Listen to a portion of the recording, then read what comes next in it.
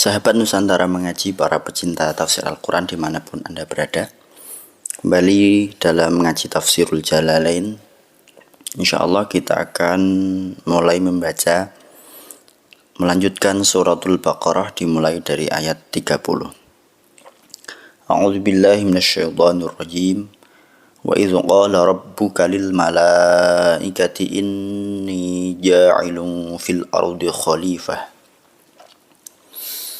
Wa idh qala rabbuka ay wadhkur, dan ceritakanlah ya Muhammad, wahai Muhammad. Idh qala, ketika berfirman Rabbuka, siapa Tuhanmu, lil malaikati, kepada para malaikat. Isi firmannya bagaimana? Inni ja'ilun fil ardi khalifah. Sesungguhnya aku, Allah Subhanahu wa ta'ala, ja'ilun, akan menjadikan fil ardi, di muka bumi ini, khalifatan, sebagai seorang khalifah. Jadi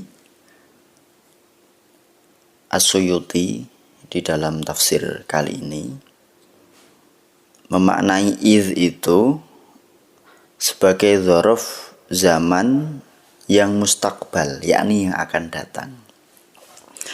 Artinya dialog ini terjadi sebelum penciptaan khalifah itu sendiri. Di antaranya ini ditengarai oleh kalimat ja'ilun fil ardi khalifatan. Ja'ilun ini adalah isim fa'il yang beramal seperti fi'ilnya, yakni bisa mempunyai maf'ul atau mempunyai ma'mul. Sedangkan salah satu syarat daripada isim fa'il bisa beramal seperti fi'ilnya itu zamannya tidak boleh zaman madhi. Kafi'lihi ismu fa'ilin fil amali in kana an mudihi bima'zili, dan seterusnya. Khalifah ini artinya apa? Khalifah sederhananya adalah pengganti. Orang yang menggantikan posisi saya misalnya. Atau khalifah ini adalah orang yang datang setelah saya, disebut khalifah. Jadi orang yang datang di belakang saya ini namanya khalifah. Dan khalifah ini ikut wazan fa'il yang bermakna fa'il. Dan huruf taknya bukan tak mu'annas tapi tak lil mubalaghah. Makanya kalau kalimat yang sering dibaca ketika tarawih Ramadan, itu yang tepat adalah al-khalifatul awwalu. Karena kata al-khalifah itu adalah muzakkar, bukan al-khalifatul ula. Jadi Allah berfirman kepada malaikat, para malaikat, aku hendak menciptakan khalifah di muka bumi ini. Yakhlufu, yang menggantikan ni akan saya, fitanfidhi ahkami fiha, di dalam merealisasikan atau melaksanakan ketentuan-ketentuanku di dalam atau di atas muka bumi. Siapa khalifah itu? Wahwa Adamu. Yang dimaksud dalam ayat ini adalah Nabiullah Adam alaihi salam, di mana menurut kebanyakan ulama, dan ini yang mu'tabar, Nabi Adam adalah manusia khalifah pertama kali di muka bumi ini, bi'atibari alamil ajsad, ditinjau dari alam zahir. Tapi kalau alamul arwah, tentu saja pertama kali adalah Kanjeng Nabi Muhammad sallallahu alaihi wasallam. Nah, ini pentingnya apa? ketika Allah hendak menciptakan khalifah di muka bumi ini, kenapa diinformasikan atau didiskusikannya dalam tanda petik, diinformasikan terlebih dahulu kepada malaikat? Di antaranya beberapa ulama kami rangkumkan menganggap penginformasian ini penting karena malaikat kelak akan dibebani tugas-tugas menyangkut manusia ya, seperti tugas mencatat amal, tugas membimbing, tugas mengawasi dan lain sebagainya. Ini kan tugasnya malaikat. Jadi sebelum diciptakan dia dikasih tahu terlebih dahulu. Di antaranya lagi, dialog ini perlu ditampilkan atau diceritakan adalah agar manusia ini kelak ketika membaca dialog ini merasa bersyukur kepada Allah Subhanahu wa taala. Jadi betapa Allah Subhanahu wa taala ini menampakkan keutamaan manusia di hadapan malaikat. Ini salah satu atau beberapa hikmahnya. Dan juga menampakkan bahwa malaikat itu tidak mengetahui hal yang gaib. Jadi dia tidak mengetahui masa depan.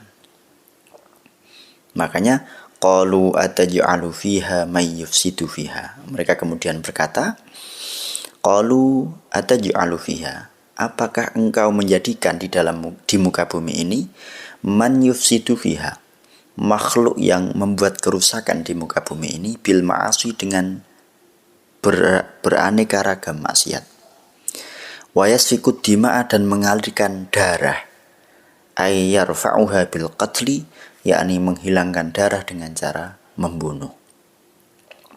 Jadi karena malaikat ini kan tidak bisa mengetahui masa depan, hal yang gaib. Ucapan malaikat ini bukan berdasarkan prediksi yang akan datang, bukan. Tapi berdasarkan kenyataan yang mereka lihat dari bumi ini. Bahwa di bumi ini sebelum manusia ini ada penghuninya dulu. Maka di tafsir ini kemudian dikatakan kama fa'ala banul janni, sebagaimana dilakukan oleh anak-anak jin atau kelompok bangsa jin. Wa kanu fiha, sebelumnya dulu jin ini ya, bangsa jin ini menghuni bumi. Tapi falamma afsadu, ketika mereka membuat kerusakan di muka bumi ini, arsalallahu alaihimul malaikata, kemudian Allah mengutus kepada mereka para malaikat, fataraduhum ilal jazai wal jibali, sehingga mereka ini kemudian dikucilkan atau diusir menuju pulau-pulau terpencil dan gunung-gunung. Makanya pulau-pulau yang kecil terpencil itu dan gunung-gunung itu kan dikesankan menyeramkan, gawat dan seterusnya. Ini kenapa para malaikat bertanya? Salah satunya itu mereka mungkin tidak tahu bahwa yang dimaksud itu adalah Adam. Karena sebagaimana tadi Asyuti mentafsiri, ketika Allah berfirman ini kepada malaikat, Allah belum menciptakan Nabi Adam. Jadi mereka mengira yang akan dijadikan itu ya jin itu, kira-kira begitu. Maka mereka bertanya, apakah? Bukan keberatan, bukan mengapa gitu, tapi apakah? Jadi sebagian ulama kemudian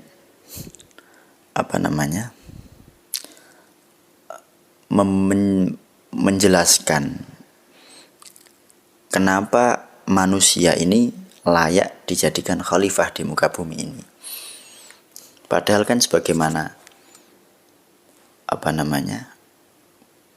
kekhawatiran daripada malaikat dalam tanda petik ya, bahwa manusia atau khalifah kelak ini akan membuat kerusakan dan mengalirkan darah di muka bumi ini. Ini karena manusia punya 3 hal yang tidak dimiliki secara lengkap oleh oleh malaikat. yaitu daya ambisi. Pertama, al-quwah al-syahwaniyah. Yang kedua, daya emosi, al-quwah al-ghadabiyah.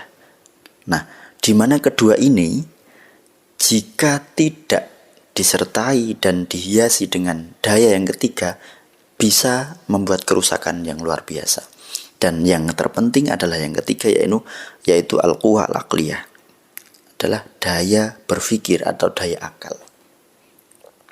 Makanya politisi itu memang harus punya ambisi.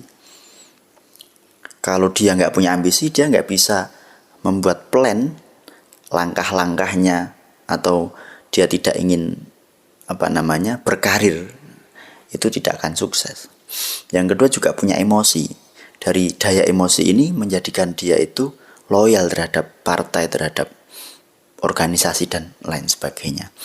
Tetapi kedua ini tentu saja bagi kita yang beragama Islam terutama harus dihiasi dengan daya akal, daya pikiran, terutama daya akal yang tercerahkan oleh ajaran-ajaran agama Islam. Makanya kalau bisa politisi itu silahkan berambisi, monggo, tapi tetap daya akal yang tercerahkan dengan Al-Quran, dengan syariat-syariat agama ini harus tetap dijaga dengan cara tetap mengaji dan meminta nasihat kepada para ulama-ulama. Nah, ini 3 hal ya, daya ambisi, emosi, dan kemudian akal.